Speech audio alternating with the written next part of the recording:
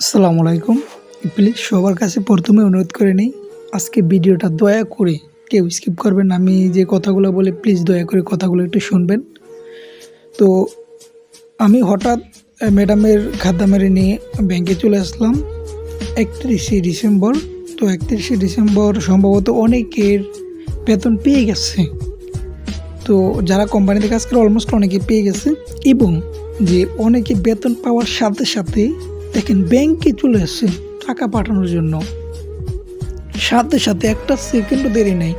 অথচ সে যে 30টা দিন কি খাবে বা কী রকম যে পরিশ্রম করছে সেইগুলো কিন্তু একটা বারও ভাবে না। টাকাটা পাওয়ার মাত্রই সে বাংলাদেশে কত দ্রুত টাকা পাঠাতে পারে তার একটা ভিড় লেগে গেছে।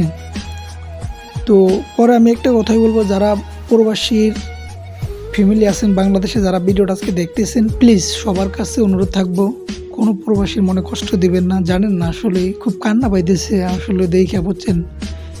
এই যে যারা টাকা পাঠানোর জন্য ভিড় করতেছে না, যে ভিড় দেখুন, আপনাদেরকে একটু দেখাইতেছি, বিশ্বাস করেন কিনা জানি না, হয়তো কেউ একটা টাকা বেশি খায় না, যে যত কম পারে খরচা কম করার জন্য চেষ্টা করে।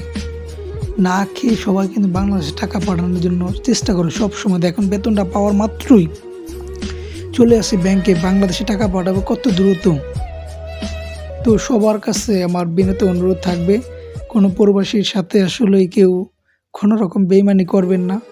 একটা প্রবাসী যে কত পরিমাণ যে কষ্ট করে বিদেশের মাটিতে, আমরা প্রবাসী আমরা বুঝি, যে নিজের চোখে না দেখলে কখনো বিশ্বাস করতে পারবেন না। তো সবার কাছে অনুরোধ থাকবে, কেউ কাউকে বেশি কষ্ট দিবেন না, কেউ কাউকে ভুল বোঝে না কোনো প্রবাসীকে। ধন্যবাদ সবাইকে ভিডিওটা দেখার জন্য।